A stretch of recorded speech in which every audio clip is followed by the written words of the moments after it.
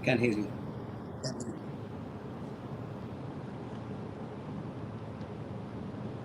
Getachew, we can hear you. Okay, Yes. I think you can hear me back now. Welcome to MD Media's weekly show, the H panel. We will be asking the question: is political dialogue in Ethiopia possible, and how?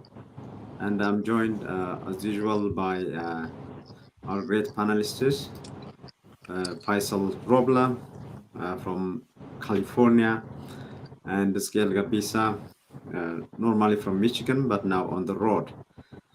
So, gentlemen, again, it's great to have you back. And we are live online, and we'll be also broadcasting the same show on the satellite to the Horn of Africa. So, our viewers in Ethiopia and in the Horn of Africa, we appreciate your feedback on this show as we try to make it regular and frequent, as well as strengthening it in terms of coverage from Sudan to Ethiopia, Eritrea, etc. So we'll be back to this topic, but we will start with the usual first segment. That segment is what stood out for each panelist. Scale, what stood out for you over the past 7 days? Well, nothing in particular except the continued violence, political violence in the country. What I mean by that is that in the last month or so, several high profile targets, political personalities, have been targeted and killed. It happened in the Amhara region, it happened 3 times in the Oromia region, and this week into Addis Ababa. So the violence, the political violence, which had the character of war, genocide, has now taken a different turn. Assassinations, political assassinations in the country. So where this would be taking, I cannot fathom, I cannot predict. But there is a new turn in terms of political violence in the country, taking the form of political assassination. That really standing out to me. And the Ethiopian government has continued to issue warnings, warnings against extremists. Maybe this will probably connect to the idea that dialogue might be what would be needed in the country to resolve the multifarious problems that the country is facing. But political violence is really taking one shape and one character after another. And what is coming up from the news coming up from the country is basically about assassinations of high profile targets. Who is doing it? I don't know, but it is happening throughout the country. So that is another shape. That's another form of violence that has not been seen before, but now taking aim at political figures. That is what stood out for me. Hmm.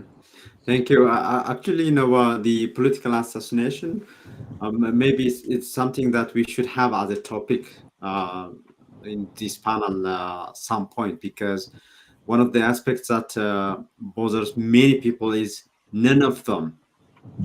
We don't know, even after a couple of years, 3 years after they happened, we don't know what happened, who was the responsible person, and so on, or body.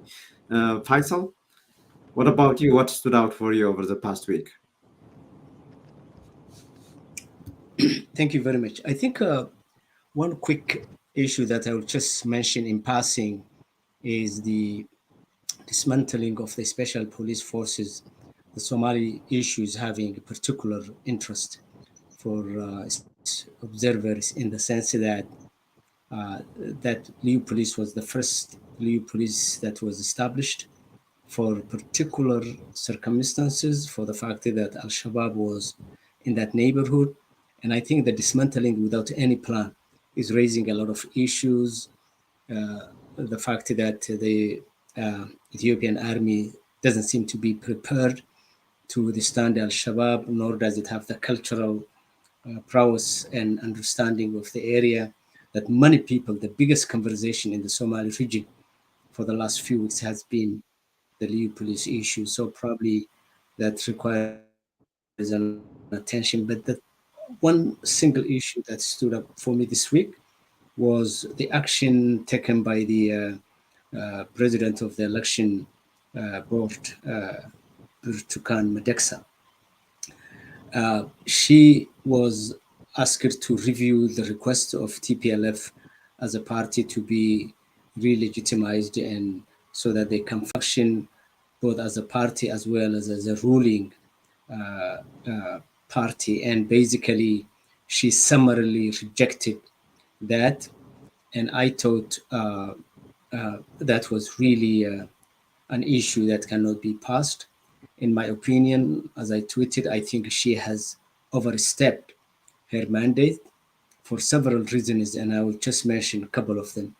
Number one, I think Burtukan only had is a board that was mandated by the Ethiopian parliament. So, in terms of the hierarchy of legislation making as well as execution of this legislation, is she's really a junior player in this.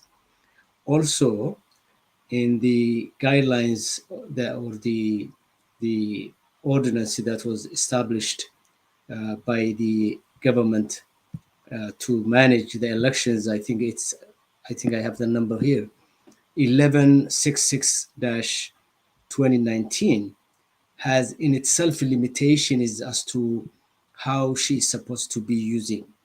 She can reject a party if she finds several attributes, if they are terrorists, if they are non-profit organizations, if they don't have the attributes is stipulated in that ordinance as a political party.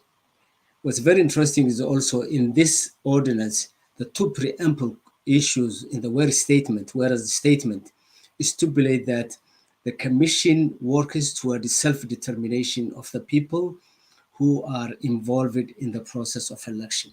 Whether that's in Tigray, in Oromia, in Somali, the big picture is ensuring the self-determination of the people involved. Now, in a situation like this, there are two things that I like to highlight. Number one, with the Pretoria Agreement, there is the concept of public safety and public welfare of the Ethiopian nation that is embedded in that agreement. That welfare, public welfare, is higher than anything else. I think it's higher than particular ordinances, it's higher than particular legislation is, and for the very fact that that agreement was signed to save the country from a continued war has higher jurisdiction. That's number one. Number two, Medexa's board has only one issue, and that's administrative. They can process applications presented to them by political parties. They can give guidelines to those political parties. And by looking at the application, they can direct them and rectify if there are deficiencies in the application submitted to them. But to just summarily reject a political party that has been in the country for over 30 years, that was involved in a war with the central government, where the central government and the party saw in the interest of the country to strike a peace deal at an international level.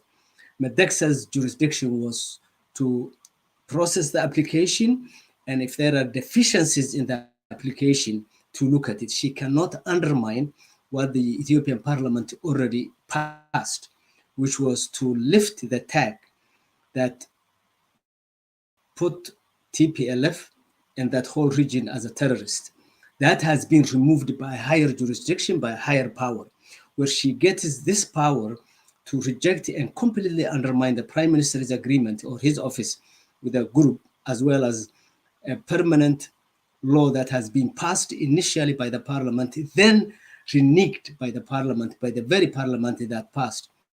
Her job was only to process the application and to review the application, and if there are deficiencies, to kick back the application and ask them to correct it, but not to reject it. And I think that is undermining the entire concept of negotiation between the government and parties, including in the future, OLA and OLF. Great. Thank you, Faisal. I think that takes us to the topic is political dialogue in Ethiopia possible?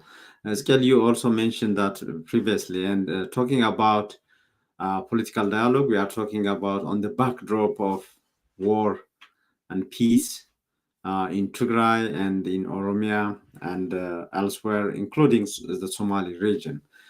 So the first question is, I mean, in terms of yes or no, but more in terms of the content. Is political dialogue, is it too late? There are many people who say that that's the only solution, but are there circumstances that will enable that? Scale, what's your take on that question of, is it possible?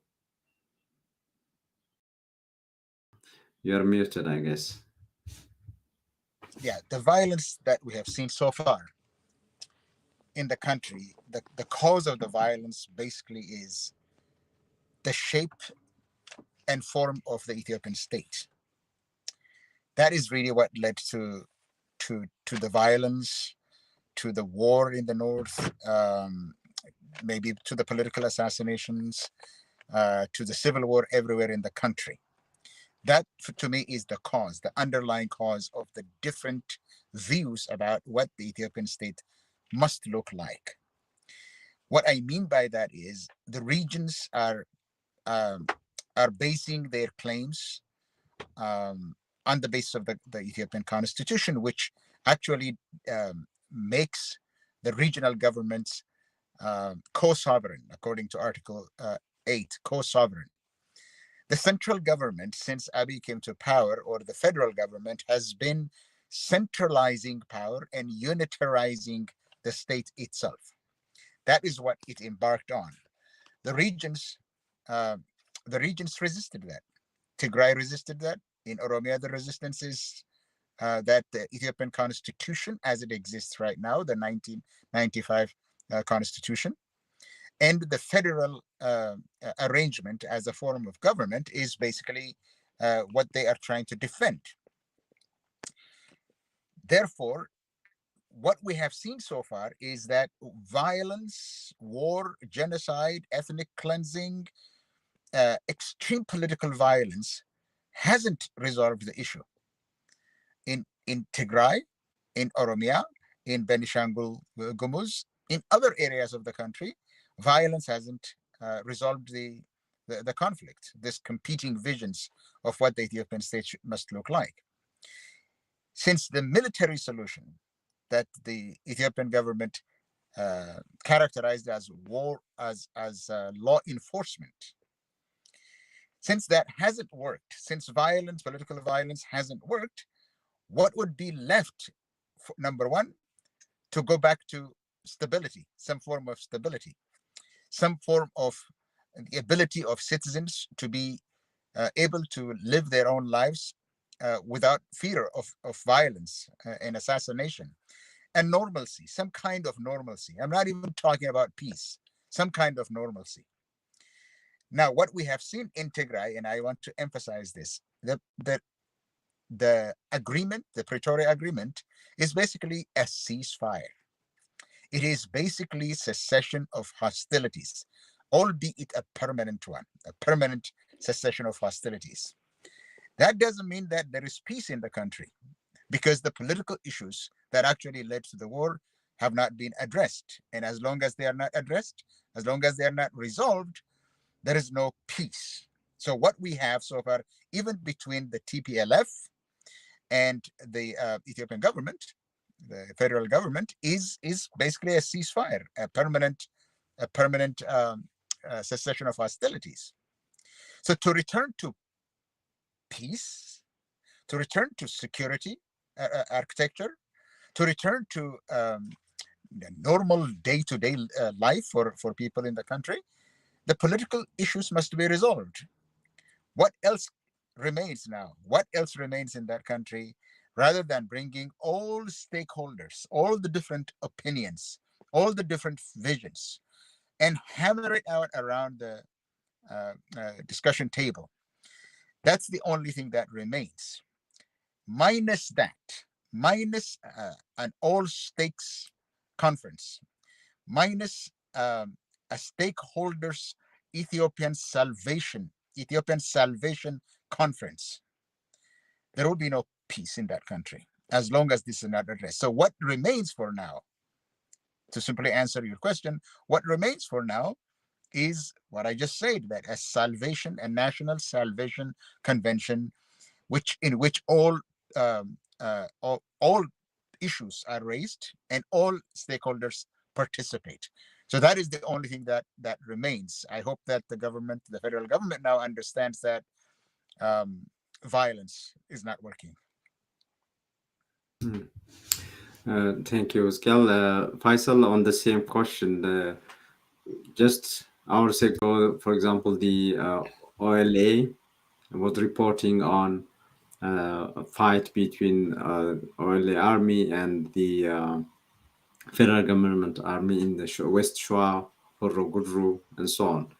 And while the Prime Minister, based on state media, was busy with visiting some of the ministerial offices and showing in terms of visiting old houses, reconstruction, and so on. So what is your take on that, the political dialogue in terms of the environment, in terms of how it could be done? The how part, I think, will come into the second round.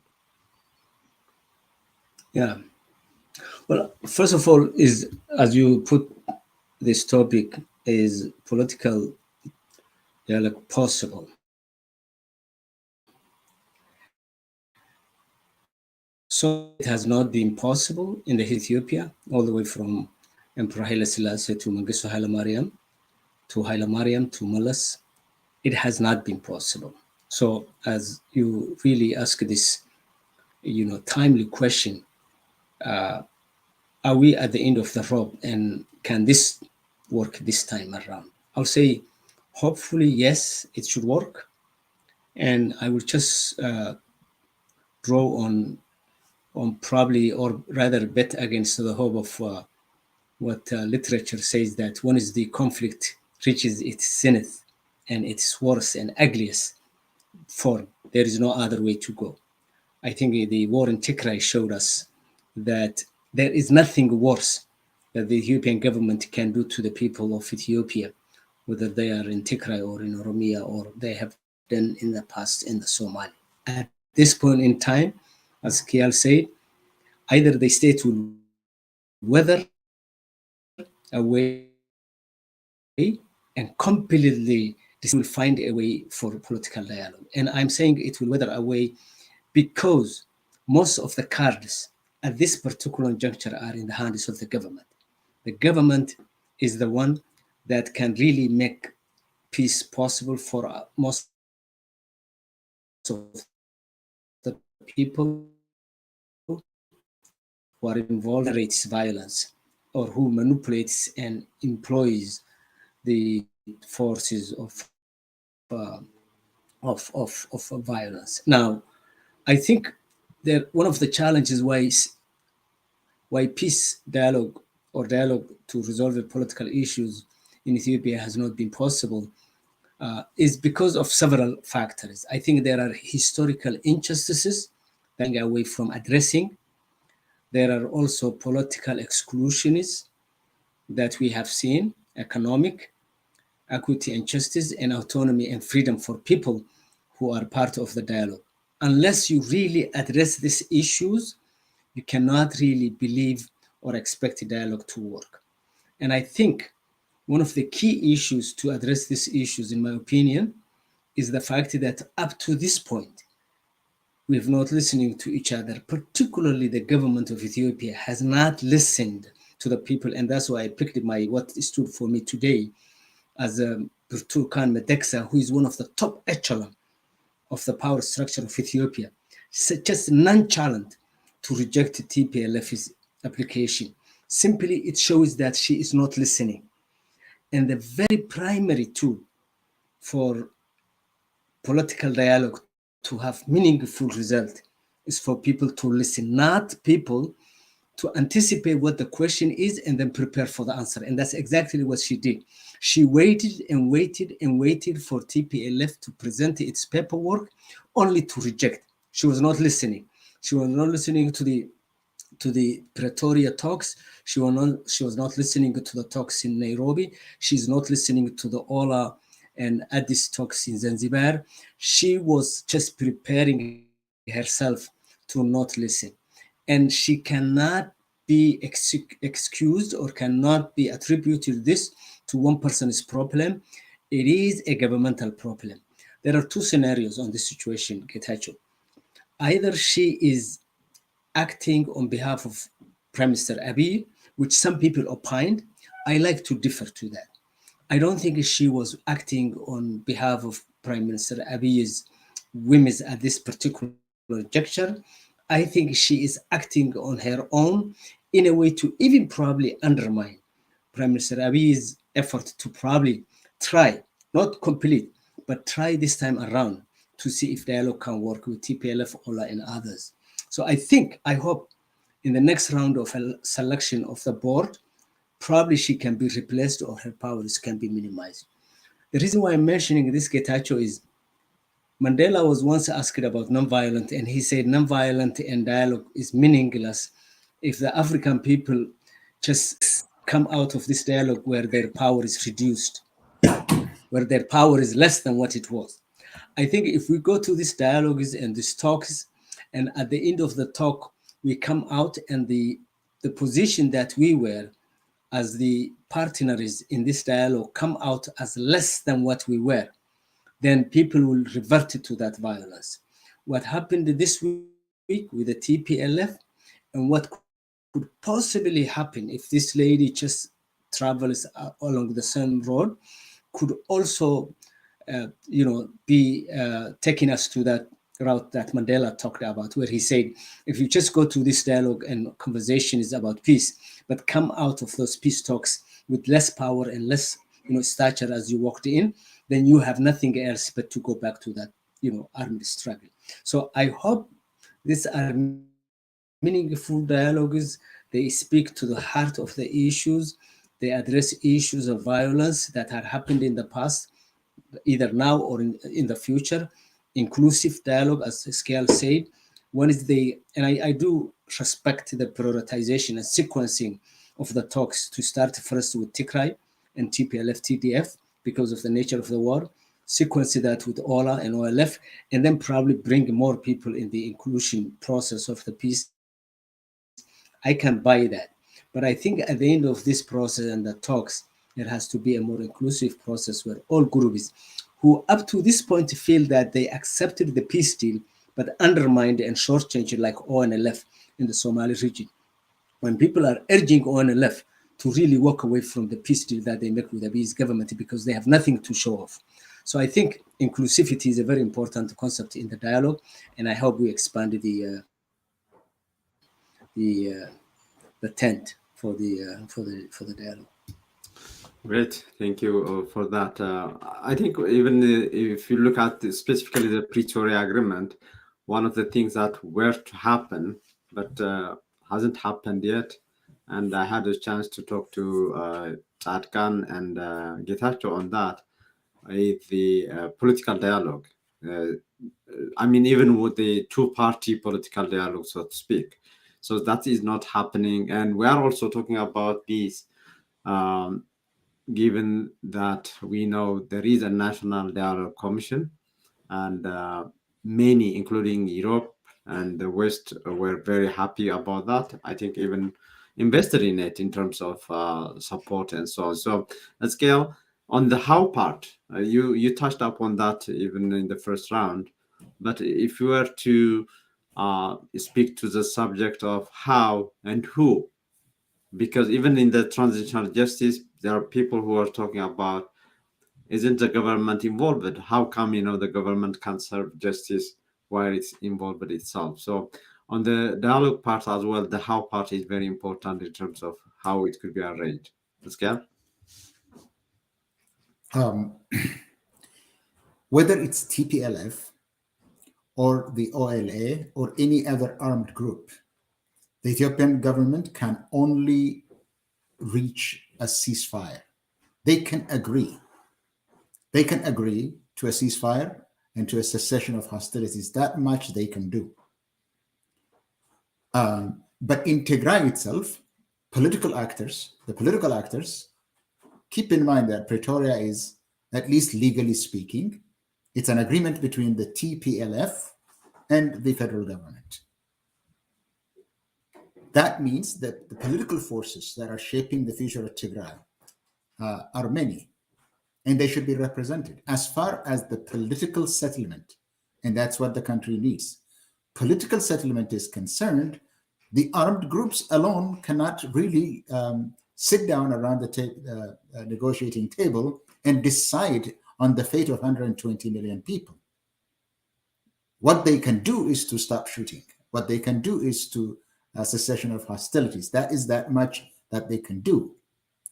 But as you've seen, when there was a OLA and the Ethiopian government negotiating in Tanzania, Oromo political parties, they came out and said basically what I just said. They could do the cessation of hostilities part, but they may not be able to determine the future of the country. And as I said, foundationally, the problem that led to violence in the country, civil war in the country, it is the future of the Ethiopian state, the shape of the Ethiopian state. It is the reversal of the gains that were made by the nations and the nationalities by the PP. It is the turning the clock back to the 1950s. Keep in mind what the Prime Minister said this week. I don't understand part of the Amharic because they are new, but one of the things that I saw is that he said the problem, the chaos that the country had gone through for the last 50 years, we can get out of it if we stop fighting, is what he said. What is the last 50 years that he's referring to? Not only this time, but repeatedly, that Ethiopia was mired in political rhetoric for the last 50 years. What he means by that is the question of nations and nationalities. The national question was raised at Addis Ababa University in the Uzwa context when Walalai Makonnen wrote that piece in 1968. That's what he's referring to, that Ethiopia was derailed from being the selected country by the divine to becoming a pawn of the socialist doctrine of the right of nations. That's what he wants to correct. That's why there is violence in the country, because as he is trying to turn the clock back to 50 years ago, other forces are resisting. So the political settlement that we are talking about cannot be settled by ceasefire. It cannot be settled by cessation of hostilities.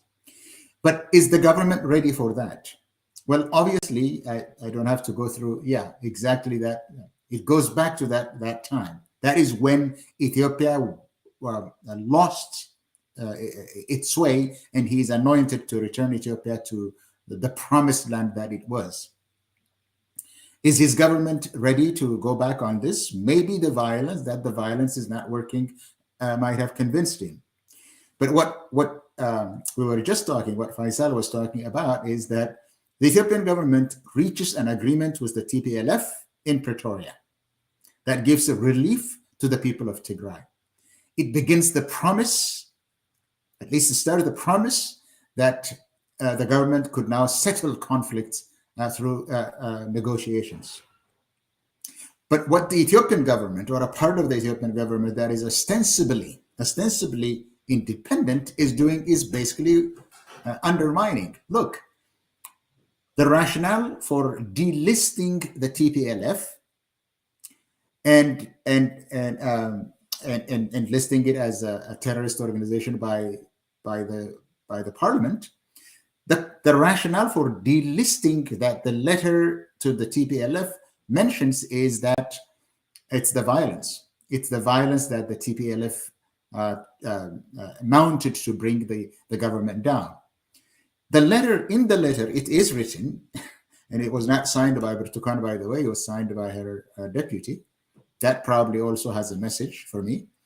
What it says is that there is no provision in the law for relisting. It has a provision for delisting, but that law itself doesn't know how to return an existing organization to restore it to its previous status. Either something is wrong with the law that allows for delisting, but it doesn't have any provision for relisting, or there is a political ploy. And I don't think that political ploy is limited to the Electoral Commission. I think it goes further than that. I don't know where the source is. But it has this act of refusing the TPLF to be restored, to be reinstated, since the letter itself says that the violence that led to the delisting now doesn't exist. In the absence of the violence that led to the delisting, the TPLF cannot be re-registered, cannot be relisted. It has to apply as a new organization. This is simply meant to undermine the TPLF. It's meant basically to destroy it, but they don't understand that the Ethiopian government actually sat down and signed an agreement with the same organization, not with the government of Tigray, not with the TDF, but with the TPLF. And now that law itself, that agreement itself is basically, legally speaking, undermined. It's a very confusing situation. But without dialogue, without a broader dialogue, I don't know how this multi-dimensional conflict in the country could be resolved. Yeah, thank you, Skell. The Faisal, on the relationship or differences with the National Dialogue Commission, what it was meant to do, and the commissioner recently was complaining about, not doing what they were meant to do, but still people are hoping that, given they will be reaching out, I think, into 59 different forums. Maybe they are on the second or third round. What do you see in terms of using that infrastructure, if it really exists? What do you see there? Yeah, I think probably we exhausted Burtukani's move. I think she erred in this one, and I think between now and the time the Pretoria Agreement was reached was 6 months. And if she was acting in good faith, Getachew Reda and TPLF leadership met with the Prime Minister several times. They have taken retreats to iron issues out. All along, there was the anticipation that TPLF would become part of the political landscape in Ethiopia.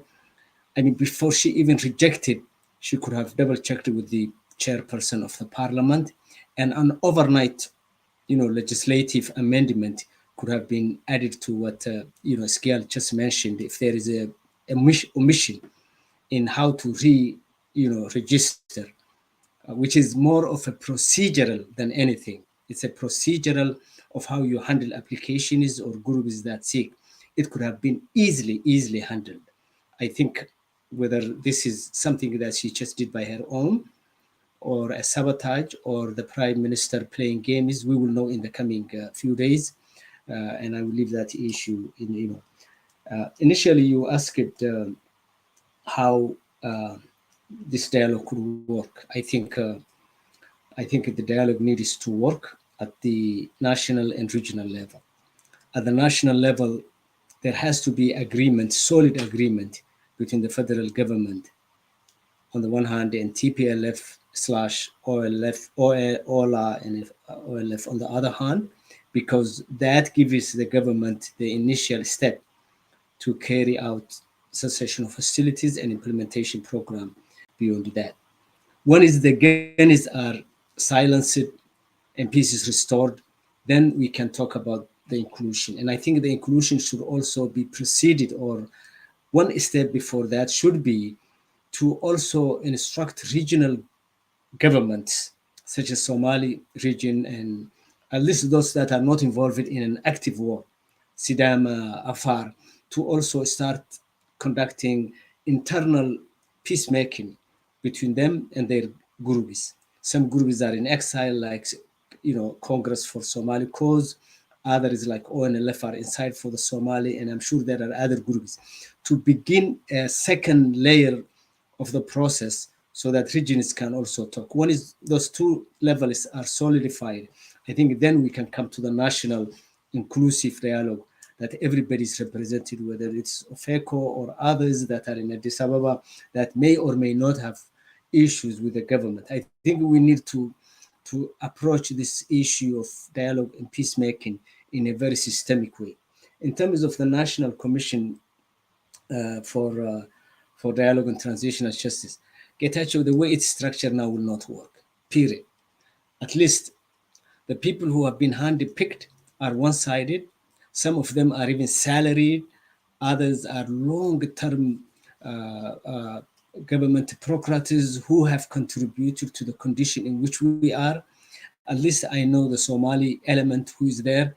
It's somebody that you should have probably put on a court to ask many questions. So I think the infrastructure is as important as the concept of, you know, getting to the end product. The end product is to talk, to have transitional justice, and to resolve political issues. But if the process to get there is already wrong, if you are putting people who don't have legitimacy from the public eye, if there are people that people already anticipate as to how they will structure the issue, then there is little to expect. I think while I agree with the concept of national dialogue with the National Commission to be, put together. We have to start while the talks with TPLF and OLA is still finalizing. We need to take advantage of that gap, go back to the books, and see how we can restructure the National Commission. A big yes is we need the dialogue. You cannot really fight your way out. I give that, and in this past week is a public hearing with envoy Mike Hammer. Basically, he really asked a very good and precise question to every group that participated. He said, "Would you work on a dialogue?" And I think most people said yes. Some with but I think in general, the yes was resounding. I think there is this well-wishing and well-meaning on the part of people who want peace. The ball is in the court of the government. And see, it's one thing to have the concepts. It's also another thing to have all the world vouching for peace and dialogue. It's another thing, the big boy in the house, to also have that heart to say, yes, I'm ready for a genuine peace. Peace on the lips of somebody who's not going to implement is one thing, a genuine peace implementation is another thing. I think up to this point, Aret Kilo has not been coming out to address some of those issues that both of us listed: political issues, historical injustice, making sure that this country, yes, I think Walala articulated the issue, and I very much respect you for that 24-year-old young man at that particular juncture. I think he articulated what was in the hearts of millions of Ethiopians, and he also articulated 60 years ago, probably, what is today in the hearts of millions of people. Abiy should not play with that concept while he's trying to satisfy a core group that makes a lot of noise when it comes to that issue. Thank you, Faisal, for that. I was just displaying the from the Pretoria agreement in terms of specific measures that they signed up for. That was the, let me just display it back. The restoration of, among other things, the Tigray region representatives or representation to the House of Federation and this House of People's Representative. This is representative. This was Article 9 of the agreement. On Article 10, it also mentioned specifically the Ethiopian National Election Board, where it talks about there will be through political dialogue between the parties, between the TPLF, like Eskel was saying, and the government of Ethiopia. None of that is happening. And for some, this is just the usual routine. You establish something, you sign up into something, you say that in the public in terms of media, but then you just forget and start another initiative. So, Scale, again, in terms of what Mike Hammer is doing, he has spoken with the Tigray community, I think in California as well, and with the Somali community. Now he's, I think, planned to talk to the Amhara community this week, and so on. So, do you see anything that maybe everything that happened so far is from not reading the right way what's happening in Ethiopia, and there is an effort of reading it right this time? I have no idea what he's doing, to be honest. I think Faisal met him so he could address what basically he's doing. He met with him, he attended the meeting in Los Angeles. What I presume that he's doing is that there is a feeling that, and this is just my own assumption, that a feeling in Ethiopia itself that conflict Ethiopia cannot be resolved and peace cannot be peace agreement cannot be implemented as long as there is a diaspora voice that would probably aid and abet the conflict. So they're trying to address the diaspora that there is only one way to resolve conflicts and bring about political transformation in the country. Maybe it's trying to explain what's going on and calm down the diaspora, which something is some people think that is fueling the conflicts and making conflicts irresolvable. That's probably what he's doing. If that is the case, he would probably be the wrong emissary. He would be the wrong emissary to explain to the diaspora what the peace process is about. I think it should be credible people from Ethiopia, maybe the Dialogue Commission, and not this Dialogue Commission, but some other credible people from Ethiopia who should try to explain on what level, with what legitimacy that is going around and talking. I don't know. Maybe that's about American policy, American issues, but that's not something that I was privy to, so I cannot address. But the issue of political dialogue, which you just showed, and I'm glad that you actually showed the actual agreement between the TPLF and the federal government. One of the things that it says is that addressing the issue of peace, lasting peace through the permanent cessation of hostilities. I think that, and I'm going to repeat what I just said earlier, that cannot be addressed by piecemeal, number one. Peace in Ethiopia cannot be addressed by an agreement between TPLF and the federal government. It cannot be addressed by reaching a separate agreement with the OLA. It cannot be achieved by wooing armed groups like the Benishangul or the Gambela to Addis Ababa. It has to be comprehensive. There should be a comprehensive settlement of the outstanding issues, the issues that led to the conflict in the first place. That requires a national dialogue, at least one way of doing reaching a political settlement, just like there was a political settlement in 1991. Not Meddemer. Meddemer is not a political settlement. It is simply imposing on people what Ethiopia should be. If this is a country of its citizens, and if this is a country that belongs to all stakeholders must sit down and re-envision what this country must look like in the future.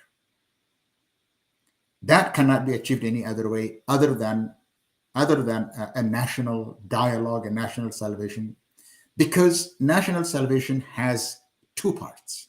Usually, this is now seen as a popular tool for resolving conflicts around the world.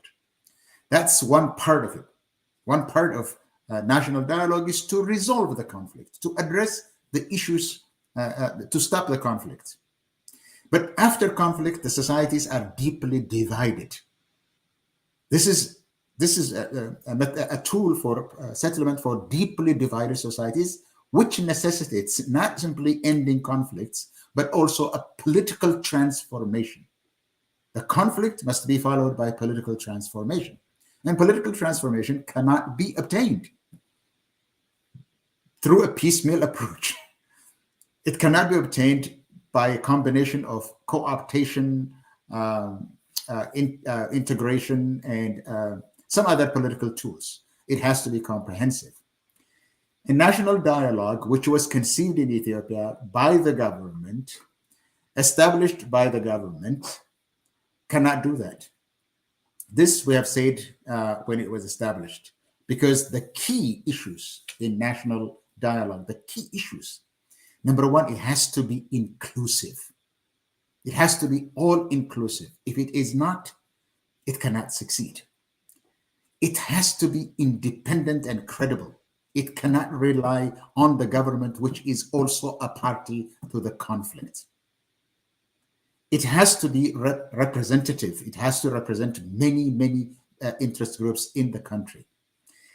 It has to be led by a credible arbiter or a credible convener. The government is not. It has to address the root causes of the problem. The agenda should get to the root causes of the problem. It cannot simply affirm the government. That is a party to the conflict. Affirm it in power. That cannot be had. Peace cannot be obtained that way. This dialogue, the national dialogue, this is the issue that we have treated. This dialogue does not fulfill any one of those issues that I listed that are key to the success of national dialogue. It must be reconceived. It must have the standard, this international standard for national dialogues, which it doesn't. And at the end, if there is an agreement, there should be a way to implement an agreement itself. And as long as this government is insisting that it has 3 years in power, and as long as it is controlling the Electoral Commission, look, the issues are not addressed. If the issues are not addressed, peace cannot be obtained in the country. So, yeah, maybe reconceiving is in order at this point in time. Yeah, I think that the how part is a critical one, and that's time and again where Ethiopia failed, not only under Abiy government, but in all government before him. I think one of the things that is also the issue of monitoring and verification. In the Pretoria Agreement, there is an African Union-led monitoring and verification. All information we have is it's doing nothing except maybe from time to time from the disarmament to other issues related to the TPLF.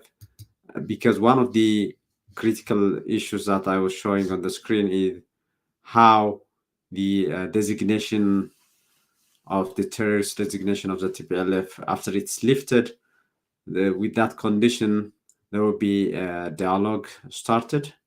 And if I again show that for Faisal to comment on that, the monitoring part is something that is missing. And I asked Sarkan specifically about that national dialogue, and his answer was they're waiting still. But what it said on Article 7C, based on that, is within a week. On Article 10, it specifically says a week after the implementation of 7.2c, which is the lifting of the terrorist designation, the parties shall start a political dialogue to find lasting solutions. And none of that has started, even if it was March 22nd that the Ethiopia parliament removed the terrorist tag from the Tigray People Liberation Party. So again, with that at the starting point, Faisal, what do you see the US, Europe, because they have had the leverage. We cannot undermine that. They pushed hard in terms of bringing the parties to Pretoria and giving even a deadline, if you will, in terms of that agreement. So do they have leverage? Do they have the willingness to see more than what has happened so far? Faisal? You're muted, I guess. Yeah, I think they have the wheeling, and I will comment on that. Plus, Mike Hammer and his meetings with different communities. But I think you're right. All the issues that we both listed for the infrastructure of genuine dialogue seems to be running short, including how far is the talks are inclusive, principles being upheld, and commitment to outcome and implementation. It looks like we all are running behind. But I think the in terms of the commitment of the U.S. and European, from what I saw with Mike Hammer, I think there is a high level of commitment. It's one thing to be an outsider and put pressure on a government that you consider quote unquote friendly. It's another thing to to for that country or that those leaders to do what they are supposed. Uh, I will not dwell much on the timeline. Definitely, timeline has been missed, Getachew, from the get-go in terms of the Pretoria Agreement. But I think what bothers me is the content. That slide you showed us says that this agreement will be implemented and it will be abided by all the federal government and the TPLF and federal government institutions, all institutions, the parliament, the two houses, as well as other institutions. And the election commission is, compared to those, is a very junior institution. So it should not be the spoiler entity that spoils this big thing, big lifting that has been done both in Addis Ababa as well as in Mekelle. I have seen willingness from Mike Hammer and his team this weekend to really ensure that the TPLF and PP or Ethiopian government deal works. They will put all their pressure, they will put all their incentives on the table, and they are not walking away from this. Mike Hammer shared with the gurus that this is something that President Biden instructed them to ensure its success. And this is not verbatim quote, but just paraphrasing what he said. And as to Mike, he really came across to me as somebody who sees this project or this assignment more than a job. Very high level commitment, uh, very serious about what he is doing, and very much sees all sides, both the Ethiopian government side as well as the TPLF side. He was even asked why the American government will not be party to the OLA, and he answered it very well. And he said they will be ready anytime they are asked on both sides. They cannot just jump onto it on themselves, but it has to be a partnership between the government and the other groups. But his conversation with the Somalis, so we met the first day out, he met private sessions with Somalis, Oromos, and Tigrays and had particular issues. And then Monday he will be meeting with the Amara community. How that one will turn, I don't know. But at least two Amhara community members even spoke at the Thursday's all-inclusive gathering. And I would say, Getachew, those two speakers were extremely positive. You could agree, you could disagree with some of what they said, but in general, from average citizens, they sounded credible and they sounded, vouching for peace. I think if this peace deal fails, it will not fail because of the Oromo community in the diaspora, because of the Somali community or the Tigray community. I don't know tomorrow how the Amara community's hearing will go, but we have to see how that one goes. I think Mike is very serious about this, and he said he will stay this for the long haul, as long as it takes, and he will engage. He went to Tigray, Mekelle. I think this time he said he went as a very relaxed person, So why I think differ in terms of why Mike Hammer is making the round in California and other states for the peace deal. I think they are responding to the American citizens who have vested interest in Ethiopia. I tweeted yesterday that there are about 300,000 Ethiopians in the United States, and if you break them into Oromo and Tigray and Amara, they have their own constituents, and these are voting American citizens who are writing to their Congress and senators and the State Department and putting pressure. And as you have seen yesterday, Mike Hammer met with the Tigrayan leadership and Brad Sherman in Brad Sherman's office. That tells you that as much as they are working on the Ethiopian side, but they are also responding to the Ethiopian diaspora or Somali diaspora. 130,000 Somalis live in the United States, two bellwether states where they live, Minnesota and Columbus, Ohio, and they make difference in the democratic election. So it's they are playing with a sword that cuts both ways. On the one hand, they want to work on Ethiopia, but on the other hand, they want to respond to their American Ethiopian / Somali citizens who have vested interest in the Horn of Africa. So I think Mike assured us that he is in this for the long haul and he has good feelings, but he wants collaboration and cooperation with both the diaspora community like us as well as the ones outside. And hopefully he gets involved in the OLA and MPP talks. That's if the Ethiopian government. I think America is ready to play the same role. It's just up to the Aret Kilo to see if they can accept that. Great. Thank you, Faisal, for that.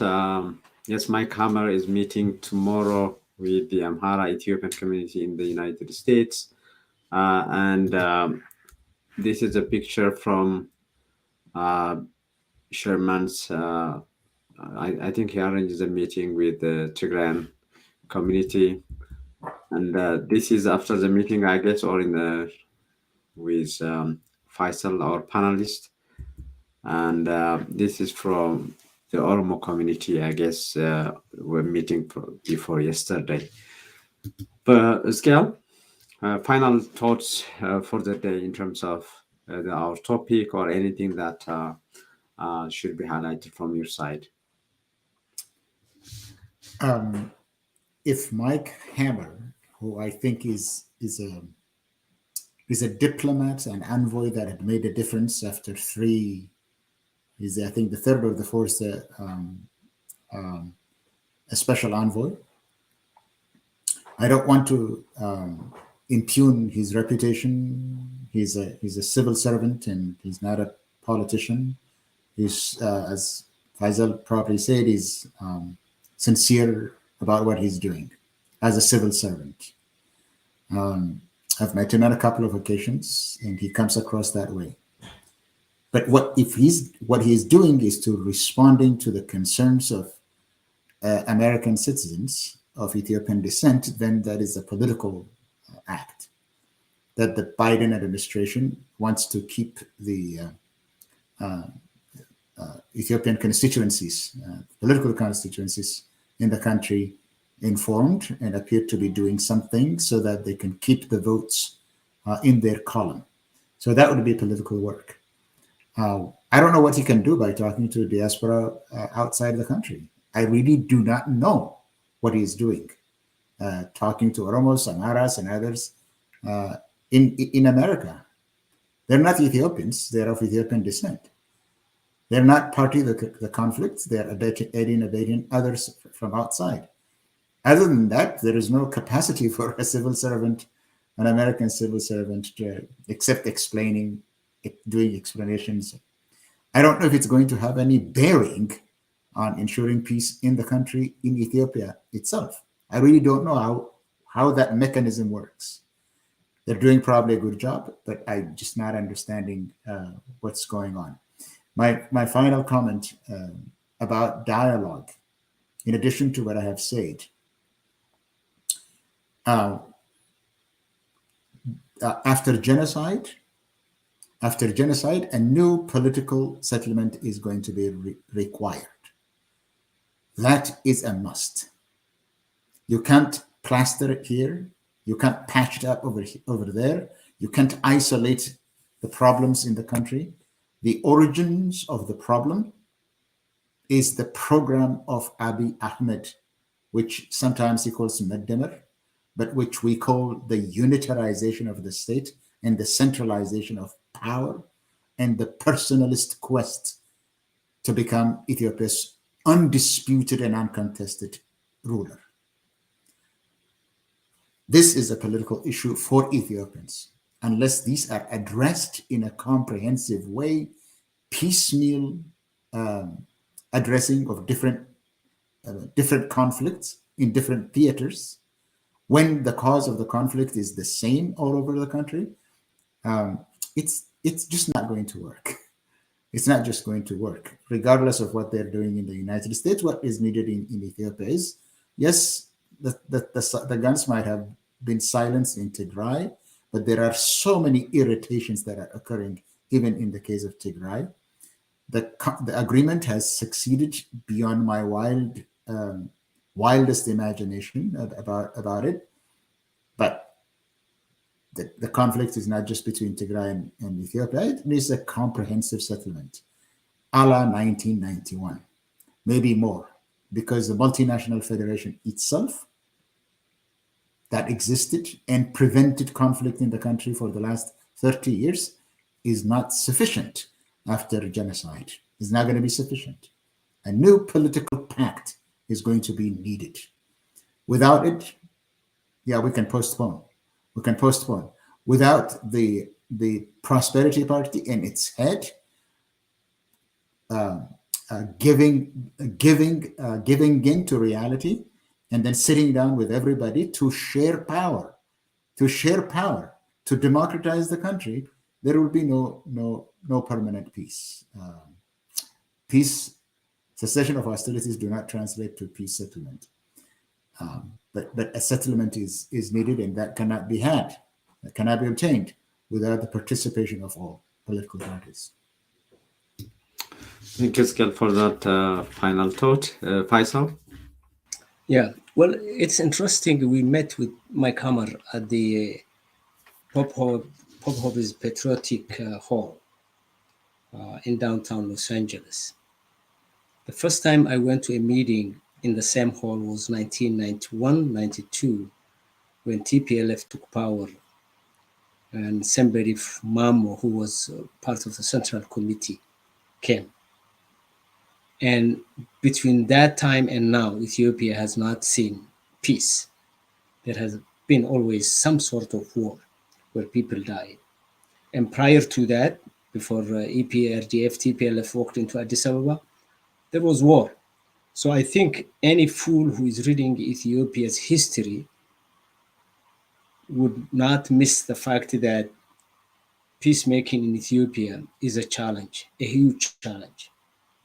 And it requires a very serious leadership, as Skell is putting, and that leadership should be willing for a complete overhaul and directional change. You cannot really achieve peace in Ethiopia by relegating and negating the historical trajectory that it has passed so far, from the imperial days up to now. As I said and started my talk, there are issues of justice, exclusion, economic injustice, land grabbing, displacement. All those issues have characterized the Ethiopia's population and really made war and conflict as a necessary way to address their issues. Are we ready for this time around to really say 60 years of conflict has been defined? There is no more really studying. I remember one time we started a project in the South Los Angeles area, and we went with maps and stuff like that. And an old man who was in Watts in the 1960s when it was burned said that 10 to 20 national studies have been done on the same project. It has been overstudied. We don't need any study, we need action. I think the issue of Ethiopia as to what causes and what are the problems and who is angry and whose rights have been trampled. We all know that. If Abiy just chooses the same old method of trying to really suppress national sentimentalism and, as the scale said, re-centralize power from the peripheries. It's very interesting, Getachew. I wrote about 30 years ago for the Ethiopian Review a small article, Center versus Periphery, the Ethiopian case, where I was arguing that you cannot really take power away from the periphery. If you do that, they will always continue fighting. Today, we see that in Oromo, we see that in Tigray, we see that in Somali, in Sidama, in Afar. If Abiy is reading the minds of people and the historical trajectory of this country, starting from the days Walalen spoke for millions of people, that he didn't even share culture, language, but sentiment, I think it's about time that we have to be serious about the dialogue, the nature of the dialogue, and the outcome we expect from that dialogue. You can conduct dialogue for the sake of talks and start establish commissions like they have done, knowing that the outcome is going to be one that will not resolve. If we have to dialogue, if we have to talk, if we have to establish the process of peace, it has to be with the intent to change the culture of this government and this country. Otherwise, we will go back to the same circle that we have always known, and that would be very devastating for the people in that country. Great. Thank you, Faisal. Thank you, gentlemen, for your, as usual, insightful contribution. And the dialogue we are having here will continue about political dialogue in Ethiopia and any possibilities for that. So good night from here, and we'll be back next week at the same time. You have been following us on the H panel, UMD Media's weekly show. Today we talked about, is political dialogue in Ethiopia possible? If yes, how? My panelists were Skel Gabisa and Faisal Robla, and we'll continue with the H panel next week. We also broadcast to the Horn of Africa on satellite under HBS, Horn Broadcasting Services. It's an umbrella media organization that broadcasts to the Horn of Africa in different languages, Tigrinya, Amharic, and English. See you next week. Good night from here.